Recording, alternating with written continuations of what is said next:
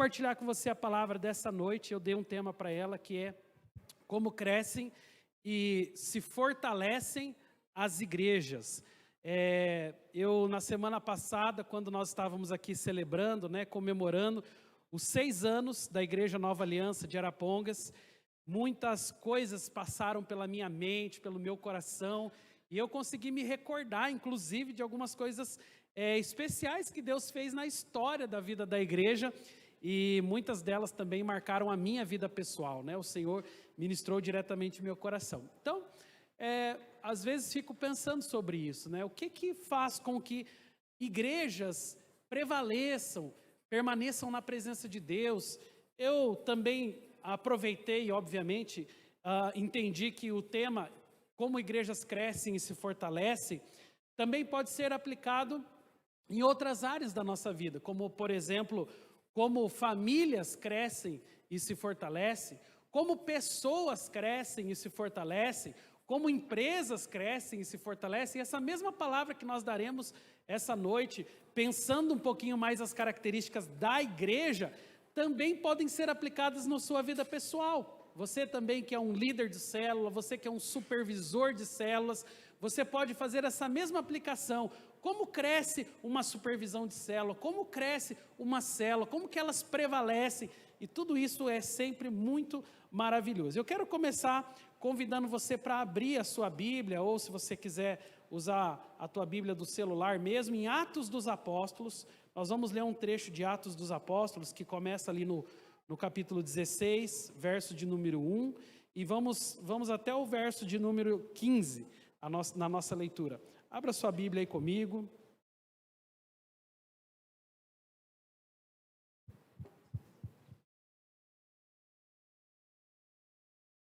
Atos dos Apóstolos, capítulo 16, verso 1, diz: Paulo chegou também a Derbe e a Listra, e havia ali um discípulo chamado Timóteo, filho de uma judia crente, mas de pai grego. E os irmãos em Listra e Icônio davam bom testemunho dele. Paulo queria que Timóteo fosse em sua companhia e por isso circuncidou por causa dos judeus daqueles lugares, pois todos sabiam que o pai dele era grego. E ao passar pelas cidades, entregavam aos irmãos as decisões tomadas pelos apóstolos e presbíteros de Jerusalém, para que as observassem. E assim, as igrejas eram fortalecidas na fé, dia a dia, e aumentavam o seu número. E percorreram a região frígio-gálata, tendo sido impedidos pelo Espírito Santo de pregar a palavra na província da Ásia, e chegando perto de Mísia, tentaram ir para Bitínia, mas o Espírito de Jesus não permitiu. E tendo contornado Mísia, foram também para Troade, e à noite Paulo teve uma visão na qual um homem macedônio estava em pé e lhe rogava dizendo: passe a Macedônia e ajuda-nos. E assim que Paulo teve a visão, imediatamente procuramos partir para aquele destino, concluindo que Deus nos havia chamado para lhes anunciar o Evangelho. E tendo, pois, navegado de Troade, nós fomos diretamente para Samotrácia, e no dia seguinte a Neápolis, e dali nós fomos para Filipos, cidade da Macedônia, primeiro distrito da colônia romana. E nesta cidade nós permanecemos alguns dias, e no sábado nós saímos da cidade para a beira do rio, aonde nos pareceu haver um lugar de oração. E nós assentamos-nos e falamos com as mulheres que haviam se reunido ali, e certa mulher chamada Lídia, da cidade de Tiatira, vendedora de púrpura, temente a Deus, nos escutava. O Senhor lhe abriu então o coração, para que estivesse atenta ao que Paulo dizia, e depois de ser batizada ela e toda a sua casa, nos fez este pedido: se julgam que eu sou fiel ao Senhor, venham ficar em minha casa, e nos constrangeu para isso. Amém? Fecha os teus olhos mais uma vez, vamos orar ao Senhor. Pai, essa noite é uma noite especial para ouvir a Tua palavra, e a Tua palavra é lâmpada para os nossos pés, é luz para os nossos caminhos. Nós confiamos nela, Senhor, nós cremos que através dela somos iluminados, somos agraciados, e a Tua palavra é revelação para os dias que nós estamos vivendo. Por isso, nos ensina através dela a viver uma vida de santidade, uma vida de temor, Pai, uma vida que é consagrada ao Senhor, Pai. Obrigado por tudo que o Senhor já tem feito, por essa noite especial que o Senhor preparou, para que como igreja pudéssemos, ó Pai, ouvir a Tua palavra. É em nome de Jesus que oramos gratos. Amém. Amém. Muito bem, eu queria começar dando uma ênfase no verso 5 aqui do capítulo 16, quando a Bíblia diz assim: e assim as igrejas eram fortalecidas na fé, dia a dia aumentavam em número. Olha que palavra boa essa. Eu gosto dessa segunda parte que fala, as igrejas eram fortalecidas na fé, dia a dia aumentavam o número. Olha que impressionante é entender a palavra de Deus. Quando eu olho para essa descrição, eu fico pensando, puxa vida, esse é o sonho de toda igreja, esse é o sonho de toda família, esse é o sonho de todo líder. Ser fortalecido em fé, dia a dia, aumentando o número, ou seja, aumentando a quantidade de pessoas que junto com você estão ali celebrando, vibrando em fé as conquistas preparadas pelo Senhor. Mas aquele assim que eu destaquei é justamente uma pergunta, porque a ideia é assim como, porque a Bíblia, em tese, o versículo começa dizendo assim, mas não explica logo de cara assim como.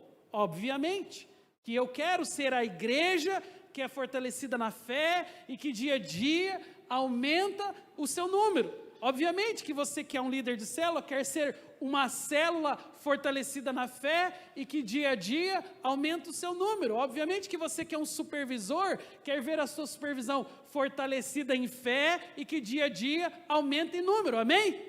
Mas a pergunta é, como fazer isso? A Bíblia diz assim, mas assim como? Muito bem.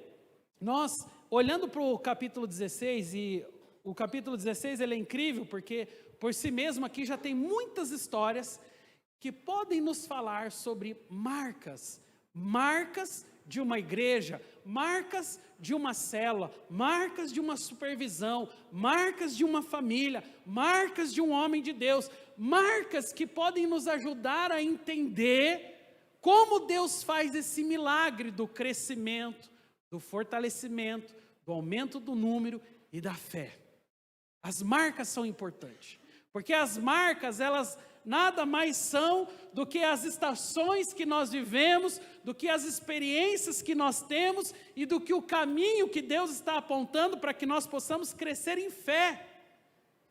E embora nós possamos achar que as coisas acontecem assim, automaticamente, a verdade é que não.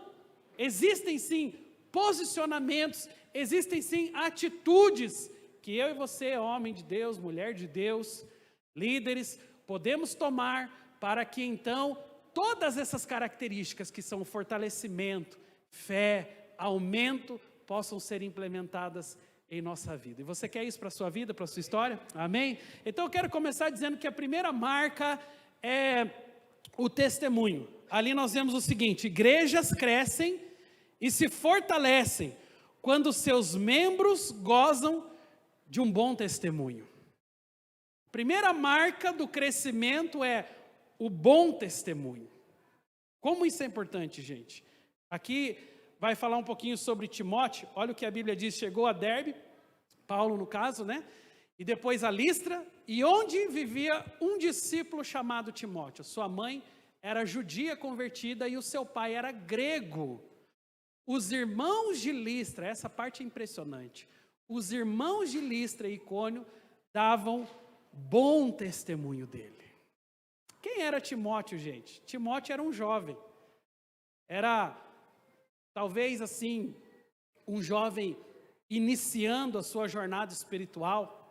Fico imaginando eu, embora a Bíblia não fale, não mencione a idade de Timóteo, mas eu suspeito que Timóteo tinha talvez 17, 18 anos nessa ocasião. Por que eu suspeito disso? Porque Paulo, em alguns momentos, ele vai olhar para Timóteo, que era um discípulo novo na fé, mas alguém cuja a postura era tão visível a postura espiritual dele era tão visível que Paulo tinha expectativa sobre esse discipulado. Então, Paulo muitas vezes vai dizer assim, olha, ninguém despreze a tua pouca idade.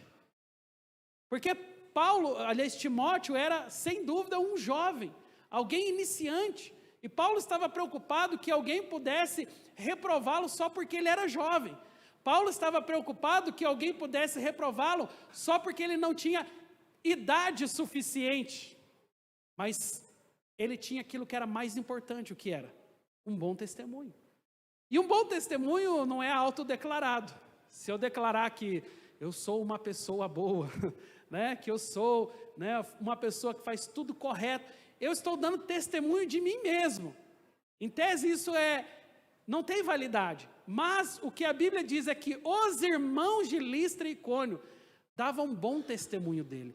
Ele era uma pessoa bem conhecida como uma pessoa boa. Inclusive, Atos 2,47 diz, né, que a igreja contava com a simpatia do povo. Enquanto isso, acrescentava-lhes o Senhor dia a dia, aqueles que iam sendo salvos. Simpatia aqui também tem a ver com testemunho, com essa capacidade de se relacionar, com essa capacidade muitas vezes de abençoar. E Timóteo, embora jovem, embora iniciante ainda no seu processo de crescimento como um líder, ele já tinha todas essas características. Era alguém cuja a visão, cujo o coração era extremamente abençoador. Então ele queria ir em direção às pessoas para abençoá-las, para orar por elas, para interceder pelas suas necessidades, para dar uma palavra de ânimo. Essa era a característica de Timóteo.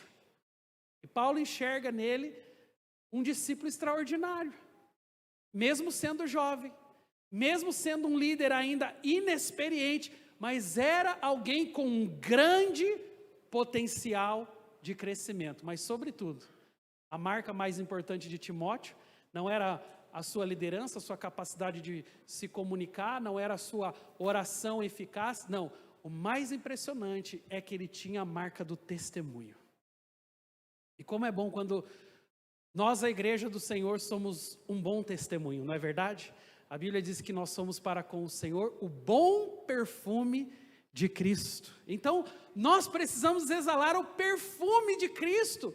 Nós somos o espelho de Cristo. Nós somos o reflexo de Cristo nesta terra. Então, o mínimo que se espera daqueles que andam com Cristo é que eles tenham um bom testemunho. Eu não estou falando sobre perfeição, eu não estou falando sobre uma pessoa que não erra, que não tem dificuldades, que não está passando por luta, mas eu estou falando sobre alguém posicionado na sua fé suficiente para dizer não a muitas coisas, para poder lutar por uma vida de santidade, para poder se posicionar sobre algumas decisões da sua vida que podem afetar diretamente a sua história, sobre alguém que tem uma vida realmente sacrificada ao Senhor. E isso faz com que eu e você possamos gozar, como diz ali, de um bom testemunho. E essa é a primeira marca que eu queria dizer para você. A primeira marca de igrejas que crescem e se fortalecem, elas têm um bom testemunho. Elas são igrejas bem vistas na sociedade. Eu gosto muito, né, quando as pessoas falam sobre nós coisas positivas. E é óbvio que a gente odeia quando alguém fala, fulano é lá da igreja. Né? Misericórdia, porque nós somos o povo da cruz, que renunciamos à nossa carne, que abrimos mão, né, daquilo que muitas vezes eram as nossas necessidades, para poder glorificar o nome do Senhor. Nós crucificamos a nossa carne com Cristo, amém? Então o nosso testemunho é o reflexo daquilo que Deus já fez aqui dentro. 2, igrejas crescem e se fortalecem quando se submetem à visão e à direção dos seus líderes. Olha só Atos, o texto aí que nós lemos, 16, o versículo 4 e 5. Nas cidades por onde eles passavam, transmitiam as decisões tomadas pelos apóstolos e presbíteros em Jerusalém, para que fossem obedecidas. Assim, as igrejas eram fortalecidas na fé, cresciam em número cada dia. Olha só que interessante isso. A igreja primitiva, ela estava alinhada com a visão dos apóstolos. E os apóstolos transmitiam uma visão que era muito clara, a fim de que todos se submetessem a ela e continuassem realizando a missão. Isso é algo muito importante. A missão de Deus, ela sempre será o resultado da visão que nós aderimos.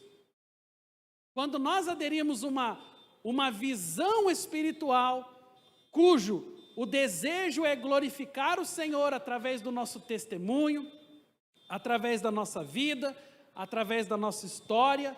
Então, a nossa missão, ela é o fruto da visão que nós estamos obedecendo. E aqui, nitidamente, o texto da palavra de Deus, ele nos fala que todos eles se submetiam à visão dos apóstolos. Tinha uma unidade de pensamento. Diga comigo, unidade de pensamento. Sabe, irmãos, isso é tão importante. Eu e você não somos iguais em tudo. Aliás, a Bíblia fala sobre a multiforme graça de Deus que habita no meio da igreja. Então, nós não somos robôs feitos em série, todos iguaizinhos. Obviamente que cada um tem a sua característica, cada um tem a sua personalidade, cada um tem a sua maneira de ser. Mas quando nós começamos a andar em fé, começa a haver uma unidade de pensamento. O que é essa unidade de pensamento? Não é exatamente fazer tudo o que o outro faz, mas é minimamente pensar que existe uma visão que está nos dirigindo. Então, no nosso curso de líderes, nós temos nosso curso de líderes, inclusive, provavelmente ainda teremos mais um esse ano, e tem uma aula do nosso curso de líderes que nós falamos muito sobre essa questão da visão. E uma frase que eu sempre falo para eles no curso: visão mais visão é igual a divisão.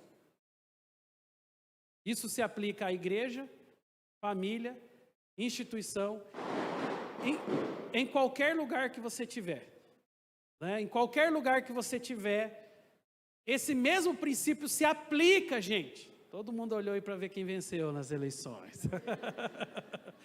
Fiquem tranquilos, a pastora Esther já orou, gente. Já está orado, já está abençoado. Seja quem for, o Senhor vai abençoar, amém? Amém. Então, a visão, ela é muito importante. Nós precisamos entender que a Bíblia fala assim: como andarão dois juntos se não houver entre eles acordo? Ok? Então, quando você casa, por exemplo, você sabe que há uma vida toda, há uma história para viver ao lado daquela pessoa. Como andarão dois juntos se não houver entre eles um acordo? Um outro texto que diz: uma casa dividida contra si mesma não subsistirá. Por que a Bíblia traz princípios tão importantes como esse?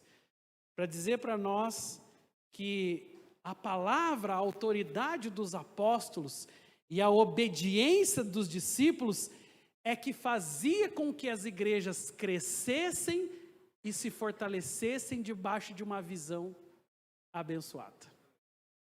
Olha que extraordinário isso, irmãos. É saber que a nossa vida em Deus, e principalmente a nossa vida na liderança, depende sim da obediência à visão. Você lembra, eu não preciso ficar citando aqui, mas a igreja primitiva viveu um abalo no sentido de crescimento, foi explosivo. Foi lindo ver o que Deus fez. No primeiro batismo, 3.000 pessoas, aquelas pessoas vibrantes, realmente entendendo a graça, o poder de Deus, a ação divina sobre as suas vidas, mas dali já partiram para um outro momento, onde 5.000 pessoas batizadas com o Espírito Santo, e a igreja começou a crescer e tomar forma, e a evoluir e a avançar, e ir para todas as direções, e influenciar aquela geração, mas tudo isso tem um motivo. Havia uma visão.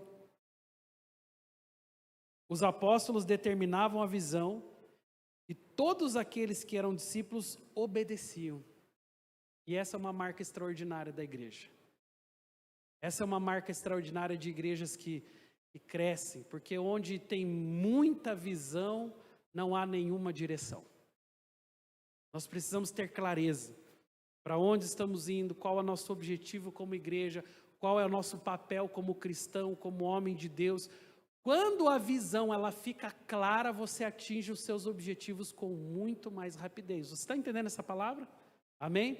Então essa é a segunda marca. A terceira marca... Opa! Parou aqui. Você pode passar para mim, Nayara? Por favor. Muito bem. Igrejas crescem e se fortalecem quando são fortes na fé. Assim, as igrejas eram fortalecidas na fé, cresciam em número cada dia. Essa era outra marca da igreja primitiva. Ela é uma igreja vibrante em fé. Ela é uma igreja que, mesmo em meio à perseguição, mesmo em meio a mortes que estavam acontecendo, mesmo em meio às lutas, às atrocidades, ainda assim ela era uma igreja vibrante em fé. Eles eram constantemente fortalecidos em fé. Atos 2,47 diz, louvando a Deus, contando com a simpatia de todo o povo, enquanto isso, acrescentava-lhes o Senhor. Enquanto isso o quê, gente? Enquanto eles estavam louvando, adorando, buscando o Senhor, realizando as obras de Deus, sabe?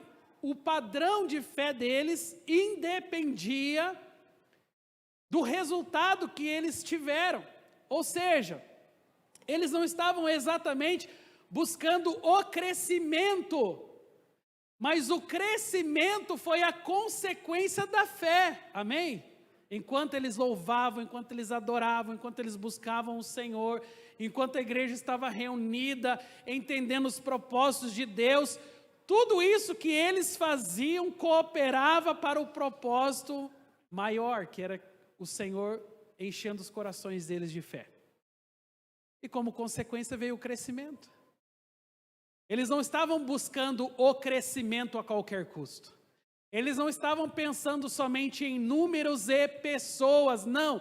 Eles estavam pensando em viver uma vida de fé, uma vida de santidade, uma vida de relacionamento com Deus, uma ousadia no Espírito. Mas quando eles viviam nesse padrão de fé, enquanto eles faziam a obra de Deus, o Senhor acrescentava. É o que Mateus 6,33 nos revela também. Buscai, pois, em primeiro lugar o reino de Deus, a sua justiça, e as demais coisas serão acrescentadas. Em outras palavras, o que a Bíblia está dizendo é, enquanto você busca o Senhor, enquanto você vive em fé, enquanto você está realizando a obra de Deus, Deus está preparando um cenário abençoado para você lá na frente, amém? Então esse é o padrão da igreja primitiva. Eles não estavam focados no número, eles não queriam só uma multidão ali na igreja, não, eles queriam viver em fé. Mas a consequência de viver em fé trouxe para eles a alegria também de ver tantas pessoas se achegando, de ver tantos corações se rendendo a Cristo, de ver as promessas de Deus se estabelecendo sobre a vida deles, e todo organismo que é saudável, cresce. Tudo que está saudável evolui. E é por isso que a igreja primitiva estava experimentando um grande crescimento. Por quê? Porque eles estavam saudáveis, eles estavam praticando a fé, eles estavam praticando o exercício espiritual que levou eles a experimentar um grande crescimento. Mas quero ir para a quarta marca, que é igrejas crescem e se fortalecem quando são sensíveis à direção do Espírito Santo.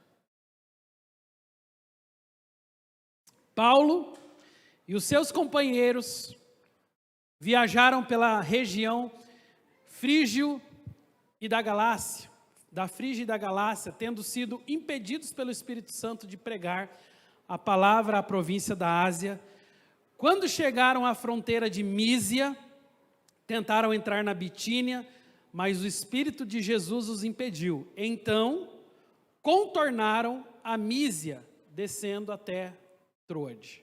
Olha só que marca incrível essa. Igrejas que crescem, células que crescem, supervisões que crescem, pessoas que crescem e se fortalecem, quando são sensíveis à voz do Espírito Santo. A igreja primitiva, de modo especial, ela se fundamentou sempre no relacionamento com o Espírito Santo. Não é uma nem duas, mas são diversas vezes que vemos o Espírito Santo apontar o caminho. E eu acho muito legal que no segundo ponto ele fala que não só o Espírito Santo, mas o Espírito de Jesus. Porque o Espírito de Jesus nada mais era do que a marca daquilo que recentemente eles tinham vivido. Tudo aquilo que eles tinham vivido a nível de imersão com o Mestre, conhecendo as suas características, eles fizeram disso, provavelmente disso, uma grande lição para que os seus ouvidos ficassem sensíveis. Então, era inconfundível, gente. Quando Jesus falava, era inconfundível. Quando o Mestre falava, não tinha como não aquecer o coração. Quando os discípulos do caminho de Emaús estão lá com a cabeça baixa, quando eles estão lá voltando da crucificação, derrotados, porque pensavam, agora acabou-se as nossas esperanças. Aproxima-se deles um homem. Quem era esse homem? O próprio Jesus. Mas eles estavam com a sua cabeça baixa. Eles estavam como que impedidos de reconhecer. Mas quando Jesus começou a discorrer as Escrituras, quando Jesus começou a falar com eles, de como deveria ser a história, de que o Cristo haveria de padecer, de ser crucificado, morto, mas ressuscitar ao terceiro dia, de repente os ouvidos deles começam a se sensibilizar e dizer, opa, ninguém fala assim, só o Mestre fala desse jeito. Mas foi lá no partir o pão que eles reconheceram, é o Senhor. E quando o Senhor fala, é inconfundível. Quando o Senhor se apresenta, é por isso que quando eles estavam ali, eles estavam na missão, gente. A igreja aqui estava em plena expansão, ela estava começando a alçar voos maiores, ela estava saindo da esfera de Jerusalém e ela estava prestes a alcançar todas as nações. Mas para que você chegue em algum objetivo, o Espírito de Jesus tem que falar ao seu coração. E eles estavam sensíveis o tempo todo ao Espírito Santo. Só que nesse caso, não era uma palavra de motivação do tipo, isso mesmo, vá além, isso mesmo, faça a obra do Senhor. Não, era o Espírito Santo impedindo de que eles realizassem aquilo que talvez era o desejo de coração deles. Continuar a missão deles de pregar o Evangelho somente ali nas regiões por onde eles estavam pregando. Mas o Senhor tinha mais. O Senhor tinha a Europa, o Senhor tinha a Ásia, o Senhor tinha todos os continentes para alcançar, porque o Senhor não se limita e a sua palavra sempre deseja ir além, amém? Então eles estavam ali, mas o coração deles estavam sensíveis à voz do Espírito Santo. E é tão poderoso quando isso acontece. É tão importante quando nós, igreja do Senhor, entendemos a importância de ouvir a voz do Espírito Santo. Possamos tomar decisões, por exemplo. Quantos de nós tomamos decisões baseado apenas em retorno financeiro, em, sei lá, necessidades, naquilo que eu simplesmente acho que é melhor? Está lá, leiam em algum momento das suas escrituras, Gênesis capítulo 13, quando Ló tinha à sua frente as campinas do Jordão e os caminhos de Sodoma e Gomorra, e mesmo sabendo que Sodoma e Gomorra era o lugar que Deus odiava, ainda assim ele escolhe os caminhos de Sodoma e Gomorra, demonstrando que o coração dele estava mais inclinado apenas ao retorno financeiro imediato. Era uma decisão que afetaria toda a sua família, que afetaria toda a sua história, mas ele não tinha sensibilidade suficiente para ouvir a voz de Deus e entender que existe sempre um caminho de Deus para a nossa vida. Como que nós tomamos decisões? A palavra de Deus fala que a paz é árbitro das nossas decisões. O árbitro faz o quê? Ele decide. Então, todas as vezes que você estiver ali numa encruzilhada, o que é que eu devo fazer? Para onde eu devo apontar? Qual decisão eu devo tomar? Use sempre esse recurso, a paz de Cristo, porque a Bíblia diz: a paz é árbitro das nossas decisões. Quando tem paz, sinal verde, siga em frente. Quando não tem paz, sinal vermelho, pare. Vocês estão entendendo, igreja? É assim na vida espiritual. Em alguns momentos não haverá paz para continuar, mas em alguns momentos, sinal verde, avance. Deus tem algo para a tua história, Deus tem algo para a tua vida. Em 2017, de 2017 para 2018, quando nós rompemos com a denominação que fizemos parte por 22 anos, e um cenário novo se abriu à nossa frente, pensando: meu Deus, o que nós vamos fazer da nossa vida? Tiramos um tempo para orar, para pedir a Deus qual seria a direção para aquele momento. E o tempo todo, o que vinha na minha cabeça era: o que eu faria, o que eu faço em Arapongas? Eu só tenho parentes aqui, mas a minha mãe, os meus irmãos são de Curitiba, são de Joinville, os parentes da Esther e o pai é de São Paulo, a mãe é de Umuarama. Então, ficar aqui por quê? Nós não tínhamos ainda uma igreja, uma família como vocês são, um vínculo de relacionamento, mas por muitas vezes a inquietação ali no nosso coração: sei lá, vamos ficar aqui, porque, poxa, Arapongas é tão gostoso, tem shopping, tem praia, tem bosques, tem tanta coisa maravilhosa aqui para a gente se divertir. Então você pensa, qual a motivação de permanecer? O Espírito Santo falava muito claro ao nosso coração: perseverem aqui. E muitas vezes, quando nós estávamos lá no meio da dificuldade, na luta, talvez nós tínhamos todos os motivos e argumentos para falar: errei, puxa vida, olha, devia ter ido embora, devia ter tomado um outro rumo, devia ter feito a minha vontade, mas Deus é fiel para aqueles que são fiel à sua palavra. E ouvir a voz de Deus, gente, faz muita diferença. Transforma nossas vidas, faz com que nós possamos viver momentos incríveis e maravilhosos, como nós temos experimentado. E é por isso que eu, em lágrimas aqui na semana passada, lembrando quando aquele vídeo foi passando, cada estação, cada momento, cada trajetória, e ali era só uma ilustração, mas teve muitos momentos assim de choro mesmo, de luta, de dificuldade, onde a gente falava assim: será que é isso que Deus tem? Porque hoje parece que é maravilhoso. Poxa, a coisa, graças a Deus, tem funcionado, o Senhor tem abençoado, Deus nos deu o privilégio de ter uma equipe de líderes incríveis e maravilhosas que estão ao nosso lado, que pagam um preço, mas não foi sempre assim. Houve momentos que nós estávamos sozinhos, que carregávamos as caixas sozinhos, que fazíamos as coisas sozinhos, mas o tempo todo o Espírito Santo falava: persevere, lute, continue, não desista, não desanime, eu tenho um propósito. E ouvir a voz de Deus faz sentido quando nós estamos realmente vivendo debaixo da graça, debaixo do favor de Deus. Paulo estava vivendo isso.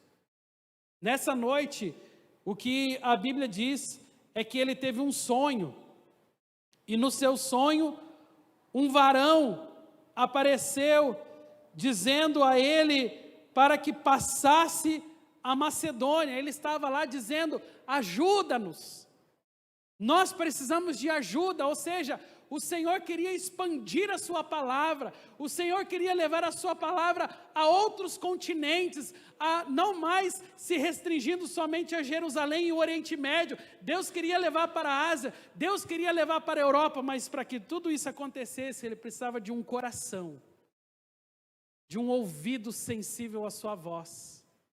E foi isso que aconteceu. Então, a Bíblia fala que ele, sensível à voz do Espírito Santo, atravessou para a Macedônia, e veremos aqui no próximo ponto quais são os desdobramentos disso.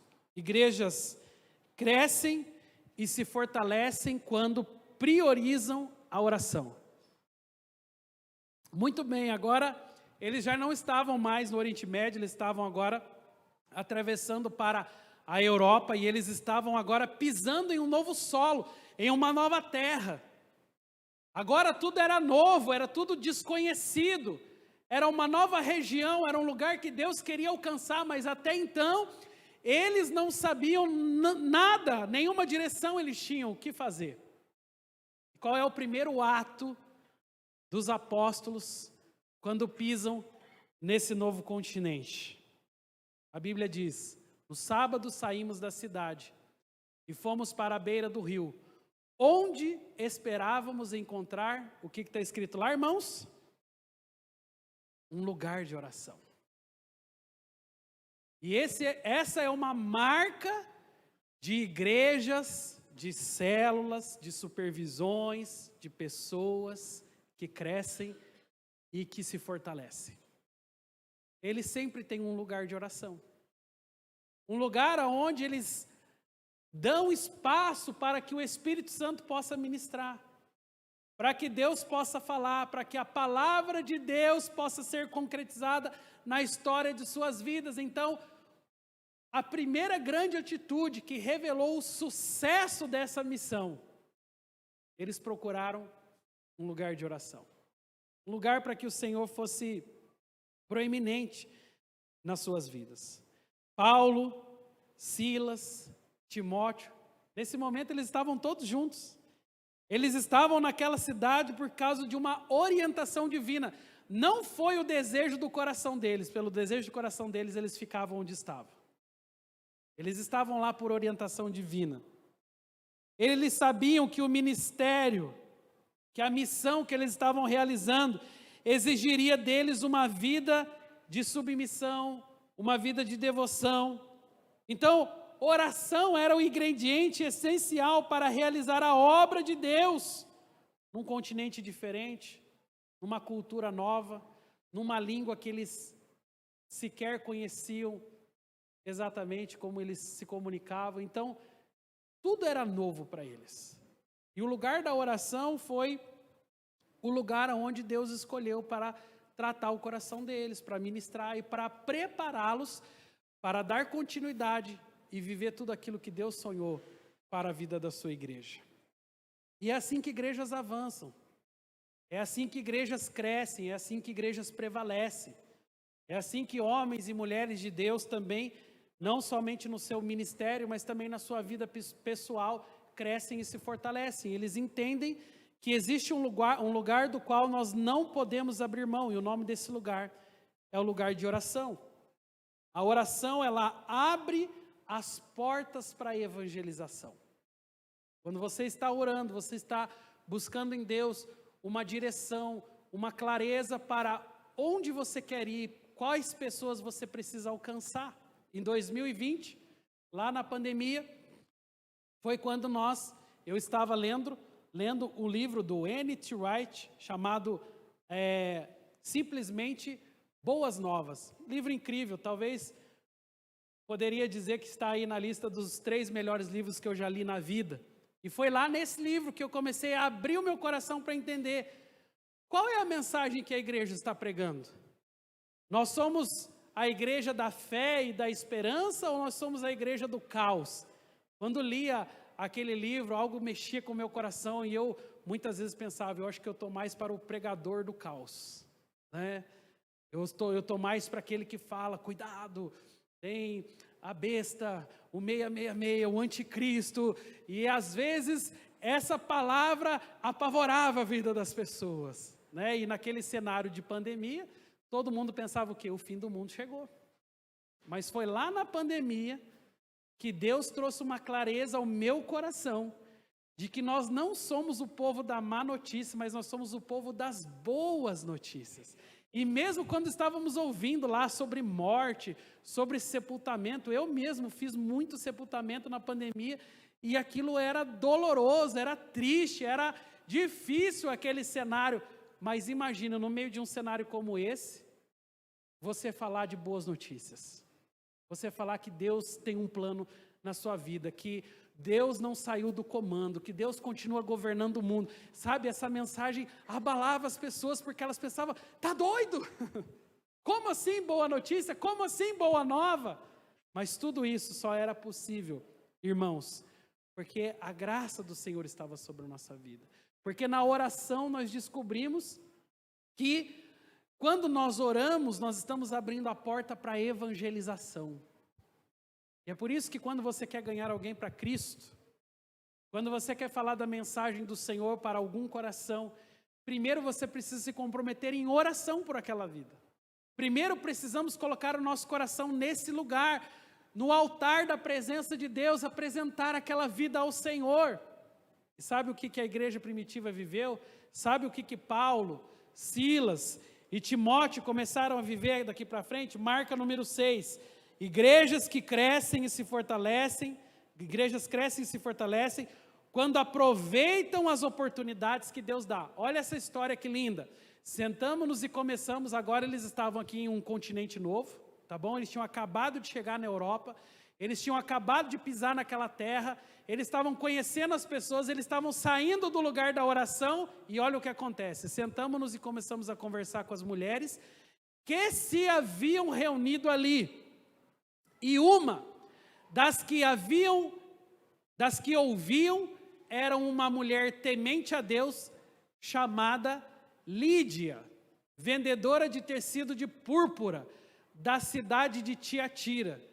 Olha essa expressão que linda. O Senhor abriu seu coração para entender a mensagem de Paulo. Lindo isso. Eu concluo da seguinte maneira. Lídia, ela foi o alvo da oração dos apóstolos. Porque quando eles saem do lugar da oração, e o texto aqui é sequencial, então nos faz pensar que primeiro eles oraram, e depois que eles saíram do lugar da oração, eles estavam caminho ao cumprimento da missão. Mas no meio do caminho, eles encontram uma reunião. E ali, me chama a atenção o fato da Bíblia dizer que haviam mulheres, no plural. Ou seja, tinha mais que uma pessoa. Não era só Lídia que estava ali, correto? Mas o último trecho do verso diz que o Senhor abriu o coração de Lídia, para entender a mensagem de Paulo. Por mais que tivessem ali muitas mulheres, somente uma abriu o coração. Às vezes acontece assim, por exemplo, na Boa Notícia, tem lá 5, 6, 10 pessoas, mas das 10, uma só abre verdadeiramente o seu coração para o Senhor. Mas que seja uma. E essa uma foi a primeira conversão do novo continente. A primeira conversão da Europa foi uma mulher empresária, vendedora de púrpura. Não é interessante pensar por essa maneira? Foi a primeira conversão no continente europeu. A primeira pessoa que realmente abriu o seu coração.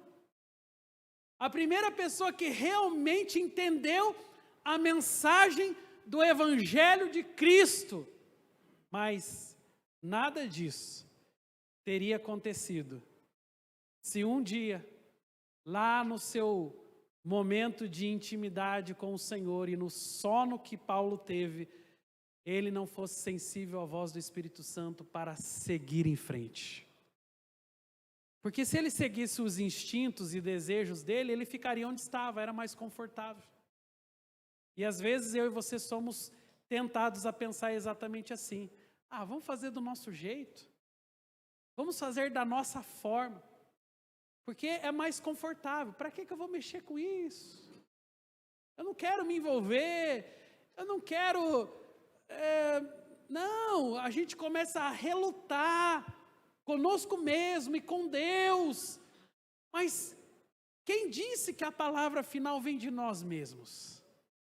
Se eu temo o Senhor, se o Senhor é quem governa a minha vida, se eu sou escravo dele por amor, se eu me submeto à sua palavra, por que é que eu continuo obedecendo aos meus desejos e não aos desejos do Senhor?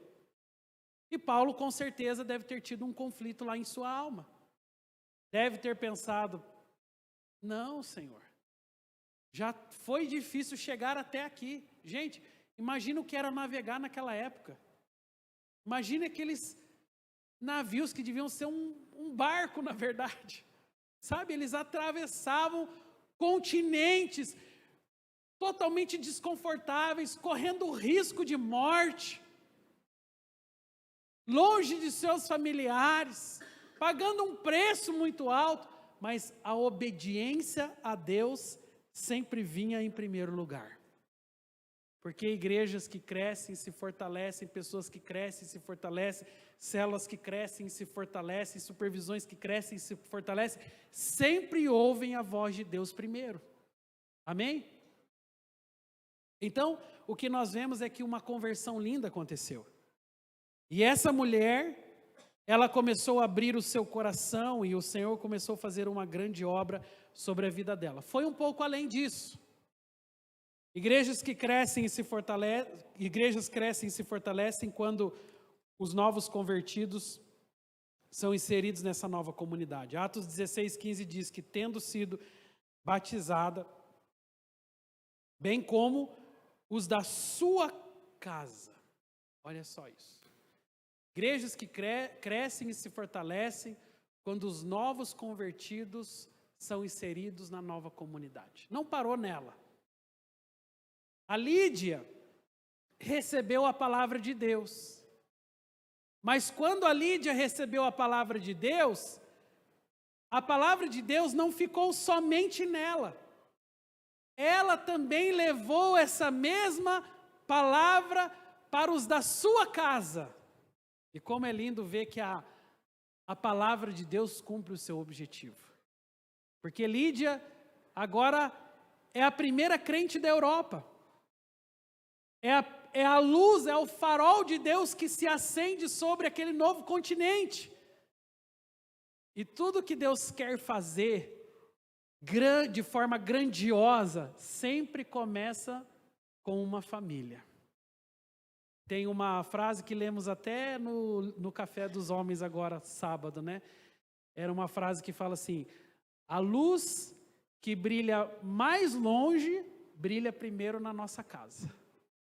Então, a luz de Deus, quando Deus quer alcançar uma nação, um continente, uma cidade, começa sempre com uma família. Foi assim com a família de Abraão. Quando Deus dá a ele a visão das estrelas que estavam no céu, das areias, sabe? Ele estava dizendo, olha, eu tenho um grande propósito. Mas tudo começava em sua própria família. Tudo começava em sua casa. E foi assim que a Europa se tornou um farol para o mundo. Diga-se de passagem, os maiores avivamentos da história aconteceram nesse continente. E quando você pergunta por que tudo isso?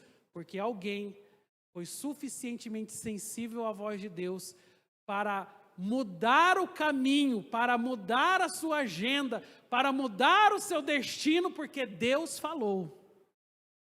E isso é incrível, gente.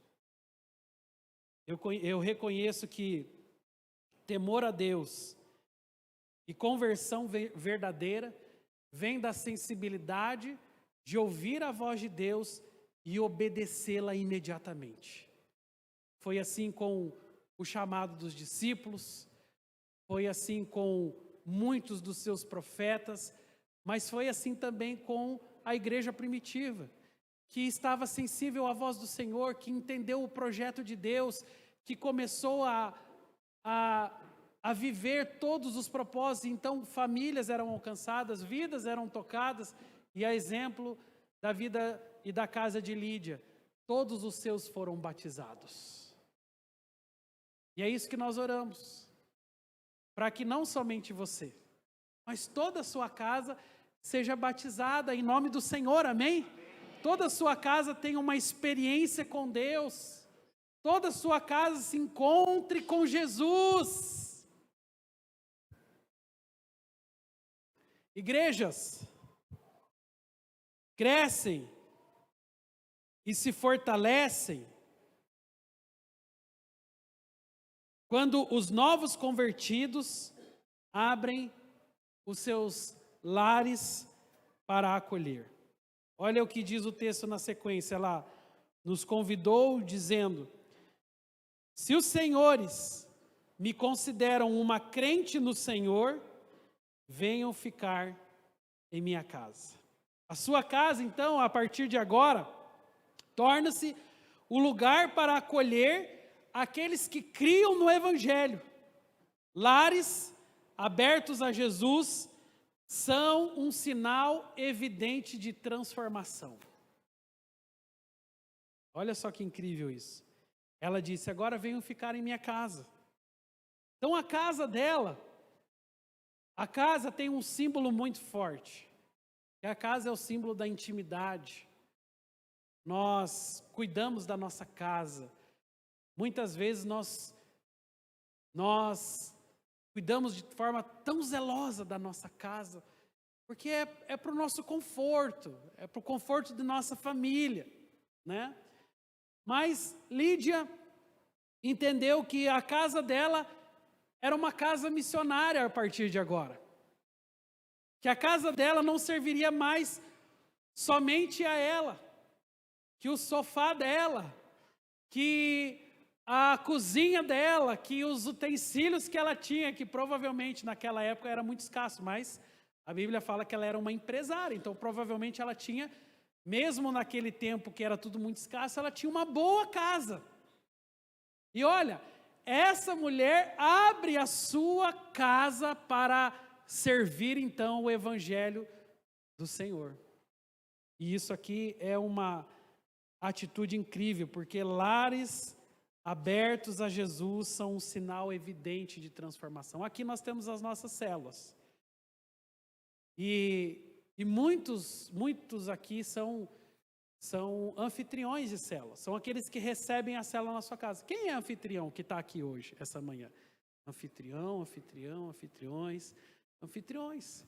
Quem são os anfitriões? Aquelas pessoas que preparam a sua casa para receber o Evangelho. Isso é lindo, gente.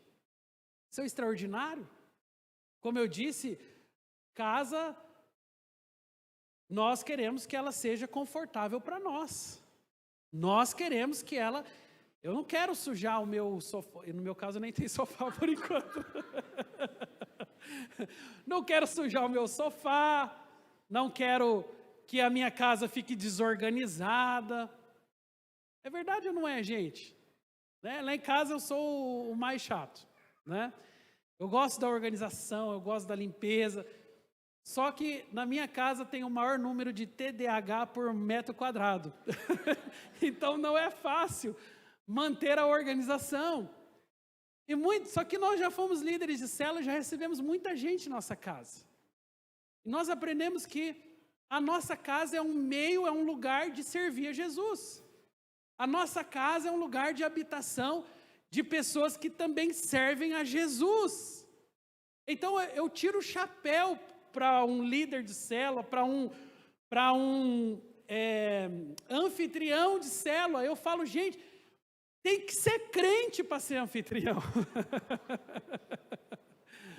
Porque nós queremos o nosso conforto, né?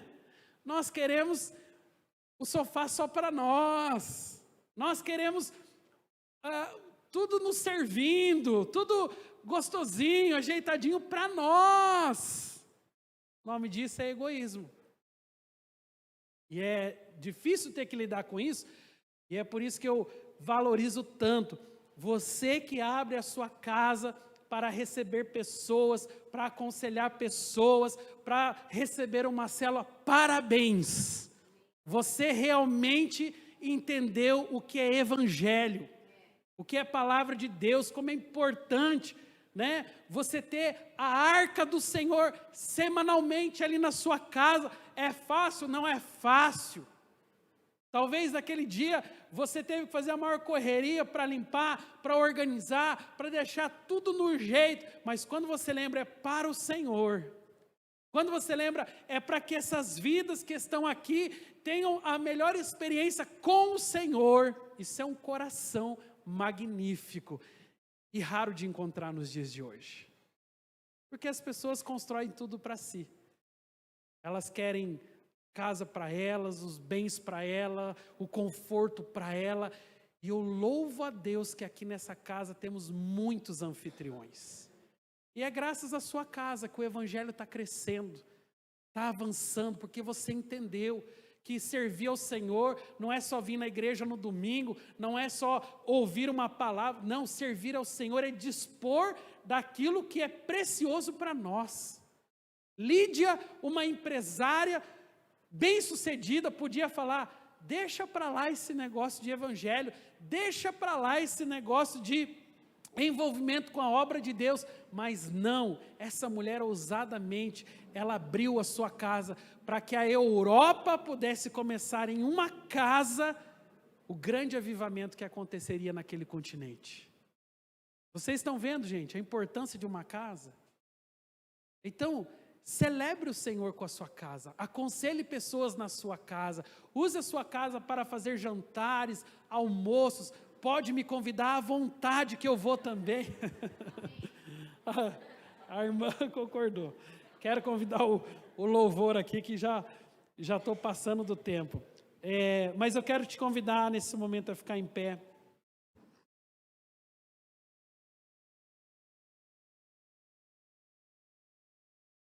E eu quero ler com você um último versículo que não está ali descrito no texto, mas é o versículo, o capítulo 4 de Marcos, versículo 26 e versículo 27, onde a Bíblia diz assim que o reino de Deus, ele é assim, como se um homem lançasse semente à terra, dormisse e se levantasse de noite ou de dia, e a semente brotasse e crescesse, não sabendo ele como.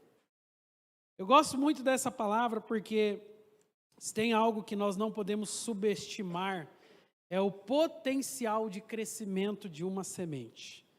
A Bíblia usa muito a ilustração da semente de mostarda, que é um grãozinho tão pequenininho, quase imperceptível aos nossos olhos, mas que tem um potencial de crescimento muito grande, tornando-se uma grande hortaliça. A Bíblia ainda usa a expressão, fazendo com que as aves venham aninhar-se sobre ela, porque é uma grande hortaliça, fruto de uma sementinha tão pequena. E esse texto da palavra de Deus fala do crescimento do seu reino, que é assim, como se um homem lançasse a semente na terra. É um milagre, não é algo cientificamente observado, simplesmente nós lançamos algo sobre a terra e ele é capaz de produzir um grande fruto, uma grande árvore.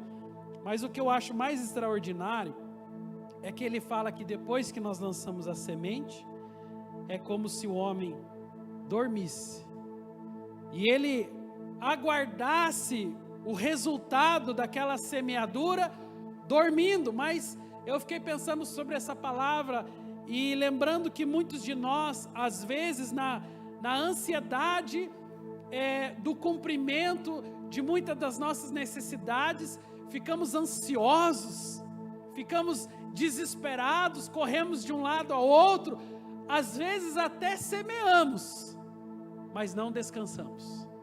Semeamos, mas não confiamos. Semeamos, mas, de acordo com o texto, não dormimos.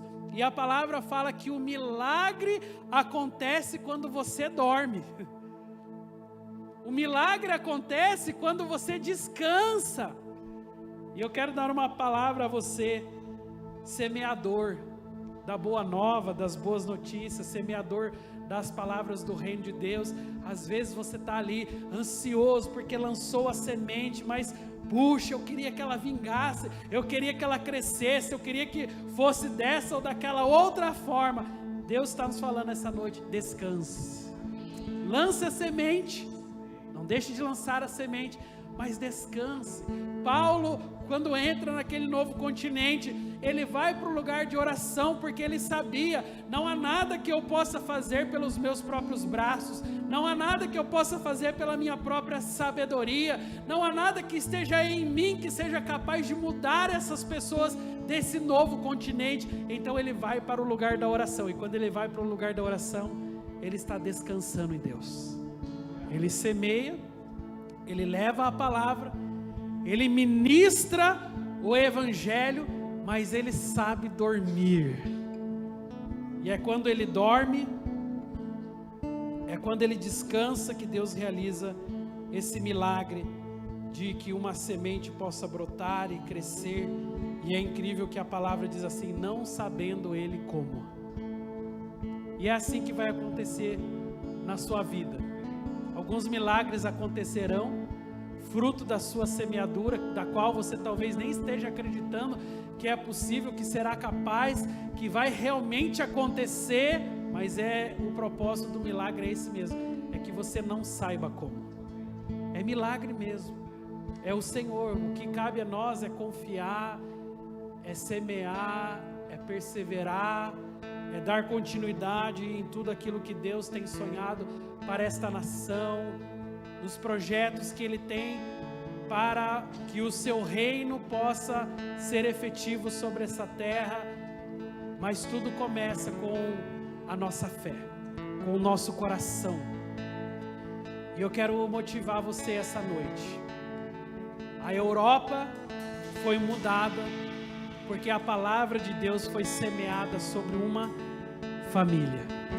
Uma família mudou um continente inteiro. O que Deus não pode fazer através da sua família, o que Deus não pode fazer através da nossa família. Nós somos um embrião nas mãos do Senhor, e esse embrião está realmente querendo crescer, ele está querendo evoluir, ele está querendo se desenvolver, e nós precisamos ser esse ambiente fértil. A igreja do Senhor é esse ambiente fértil, onde a semente que cai aqui dentro, ela cresce, ela multiplica, ela frutifica. Amém? Essa é a igreja Nova Aliança de Arapongas. A semente que cai aqui cresce, se fortalece, ela multiplica, ela dá muitos e lindos frutos ao Senhor Jesus. E é isso que Deus quer fazer. Deus quer usar a minha e a sua vida para que a obra dele não pare, para que o reino dele avance, para que a igreja possa viver ainda nesta geração tempos de paz, de refrigério, possamos viver estações de crescimento em todos os sentidos. E é por isso que Deus não faz nada sem usar pessoas, homens e mulheres como eu e você. Tudo que Ele precisa é um coração disponível. Tudo que Ele precisa é a vida de um homem e de uma mulher verdadeiramente entregues à sua palavra, à sua vontade. Eu quero convidar você essa noite a fechar os teus olhos. O Senhor quer fazer algo através da sua vida hoje. O Senhor quer revelar a você que até mesmo os seus maiores problemas e lutas não se comparam à glória dele que está sobre a tua vida. Hoje há um novo caminho, hoje há uma nova porta que se abre sobre a sua vida. Hoje há um ambiente de esperança, de fé, de ousadia. O Senhor está chamando o seu povo, o Senhor está levantando a geração dos filhos, das filhas de Deus, homens e mulheres que serão assim como Paulo foi, uma luz para os continentes, uma luz para as nações, uma luz para as famílias, a começar em nós, Senhor, a começar em nós, Senhor. Faz a sua obra, realiza, Senhor, o teu querer. Aleluia. Só tu és, Senhor, digno do meu louvor. Só tu és, Senhor, digno da minha vida. Tu és, Senhor, eu sou teu.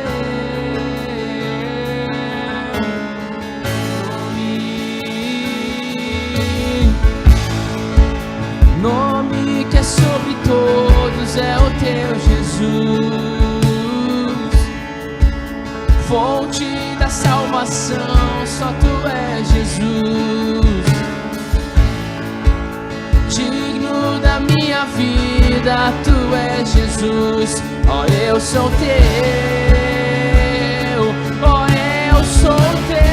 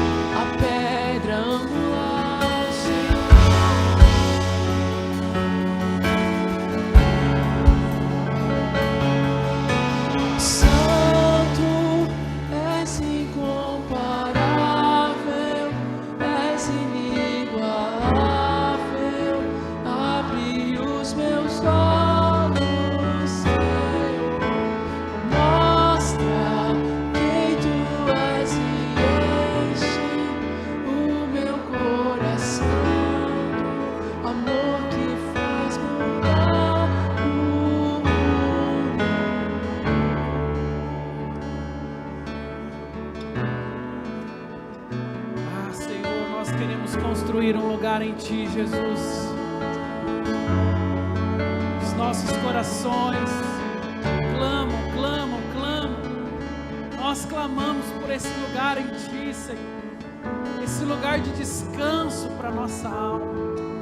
Esse lugar de refrigério, onde toda ansiedade, onde todo medo, onde toda depressão, onde toda a confusão mental encontra um lugar de descanso. A nossa mente, o nosso coração é reanimado em Ti, Jesus. Nós somos, sim, ativados na nossa identidade de filhos, onde descansamos em Tua palavra, onde somos fortalecidos pelo Teu Espírito.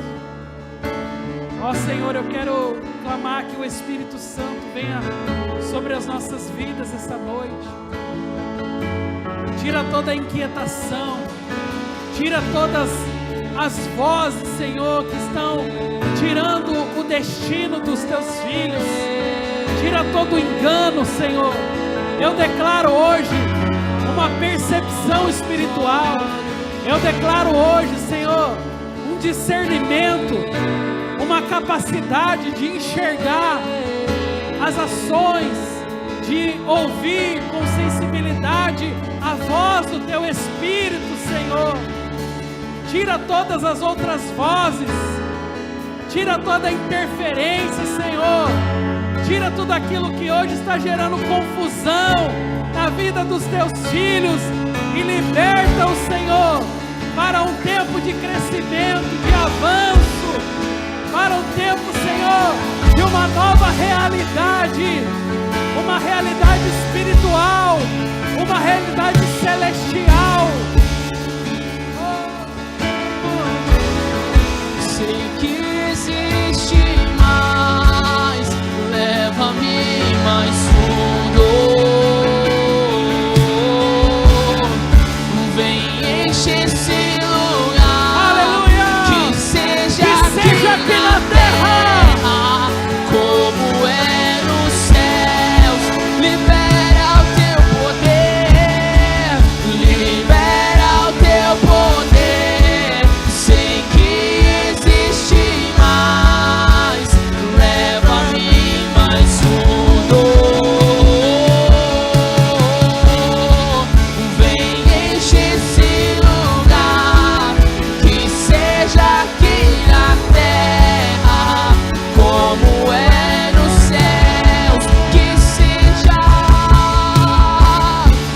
Que seja aqui na terra como é nos céus.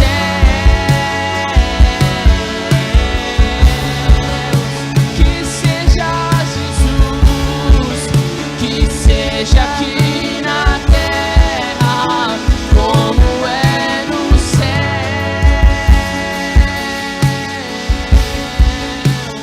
Mostra-me Tua face, nada mais importa.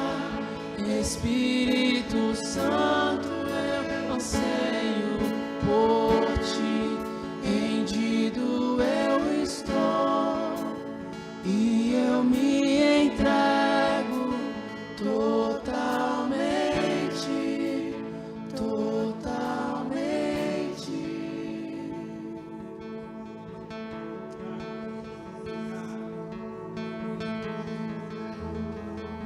Totalmente. Nos rendemos ao Teu poder, majestade santa. Tu és o Rei das nossas vidas, Tu és o Rei das nossas vidas.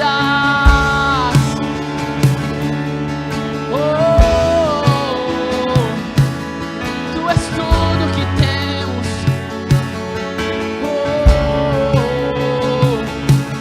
Tu és o Rei das nossas vidas, Tu és o Rei das nossas vidas, Senhor.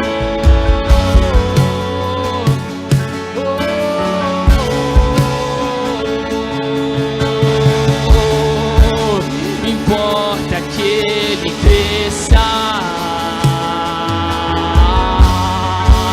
maior que toda sombra que a gente projetou. Importa que Ele seja o único Senhor, o único Senhor. Importa que Ele cresça, maior que toda sombra que a gente projetou. Importa que Ele, de sua igreja, de sua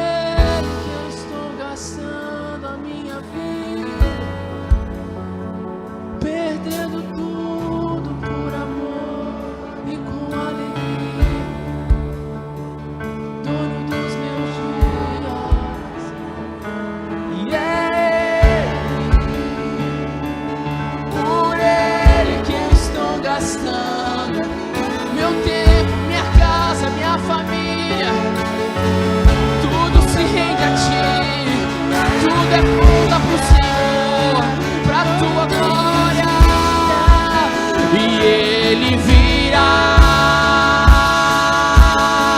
soberano em poder, Ele virá,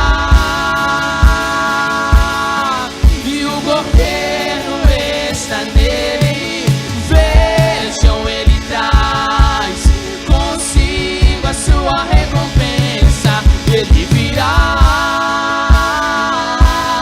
soberano sobre todos, sobre tudo, e o governo está nele. Vejam, Ele traz consigo a sua recompensa, e é Ele, por Ele que eu estou gastando a minha vida, perdendo tudo por amor e com alegria, dono dos meus dias. É Ele, por Ele que eu estou gastando a minha vida, perdendo tudo por amor e com alegria, dono dos meus dias.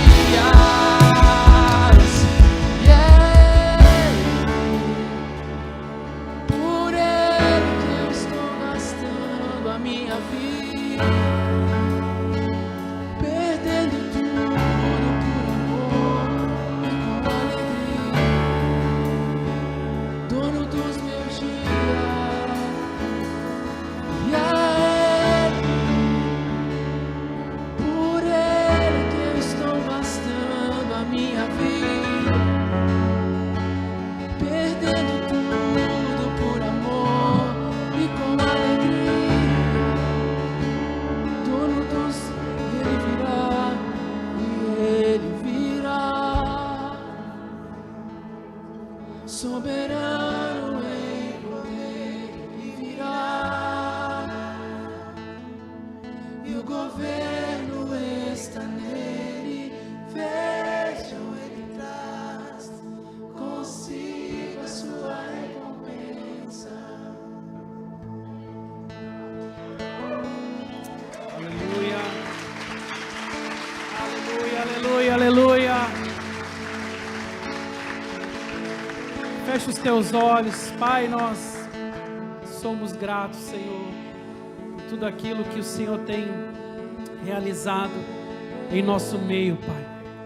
Pela tua graça, pelo teu favor, pelas bênçãos, Senhor, que têm sido derramadas sobre as nossas vidas. Hoje nós fazemos parte desse povo, Senhor, desta geração que deu continuidade aos sonhos do Senhor. Somos a tua igreja, Senhor. Somos o teu povo. Somos a geração eleita. Somos um povo de propriedade exclusiva do Senhor. Pai, hoje nós podemos reconhecer que as tuas obras estão sobre nós. Somos uma igreja que clama pela manifestação do teu Espírito nesses dias. Somos uma igreja que ama a sua palavra. Somos uma igreja que persevera em suas promessas. Somos uma igreja, Senhor, que tem os ouvidos sensíveis à manifestação e à palavra de Deus.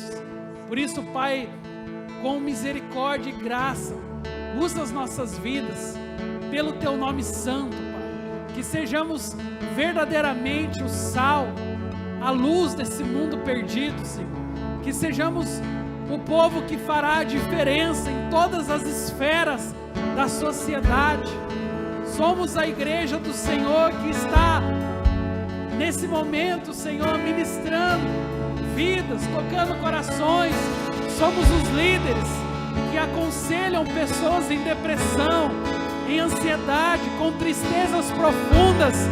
Somos o povo, Senhor, que trará a resposta para as inquietações e perguntas mais profundas das pessoas. Nós somos, Pai, a igreja desta geração que olha para as crianças, que olha para os adolescentes, que olha para os jovens que olha para o pai de família, para a mãe de família, que olha para o idoso da nossa geração. Nós somos a igreja de todas as gerações, e é por isso que pedimos ao Senhor, concede-nos o favor, a graça, a sabedoria, para que possamos nos mover nesta cidade, nesta região, por onde nós colocarmos a planta dos nossos pés, ali seja dada ao Senhor, e esse lugar e essas pessoas serão transformadas para a honra e glória do Teu nome. Pai, que a Tua palavra continue sobre os nossos corações ao longo dessa semana.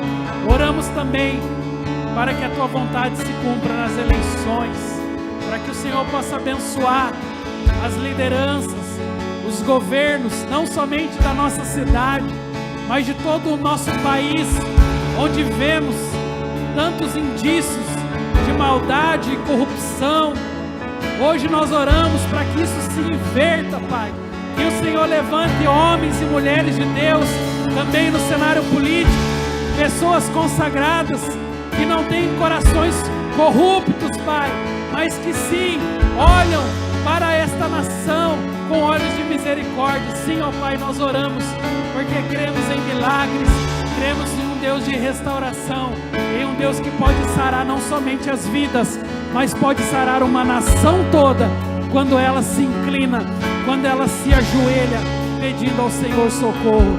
E nós pedimos ao Senhor, socorre-nos, Senhor, socorre-nos, porque nós somos o Teu povo, e confiamos em Tua palavra, hoje e todos os dias. Amém e amém. Dê o teu melhor aplauso ao Senhor. Declare a Ele toda honra e glória e louvor e adoração ao nome do nosso Deus, a Jesus Cristo, o nosso Senhor, a quem pertencem todas as coisas. Amamos o Senhor, amamos a Sua palavra. Aleluia, aleluia. Celebre a Ele. Me libera o Teu poder, sei que existe mais. Leva-me mais fundo. Vem, enche esse lugar, que seja aqui na terra. Amém. Que seja aqui na terra como é no céu. Você recebe essa palavra? Glória a Deus. Que você tenha uma semana abençoada, cheia da presença de Deus. Que seja sobre a sua vida como é no céu também. Amém? Dá um abraço forte aí em quem está perto de você. Vai na bênção, vai na paz. Uma ótima semana em nome de Jesus.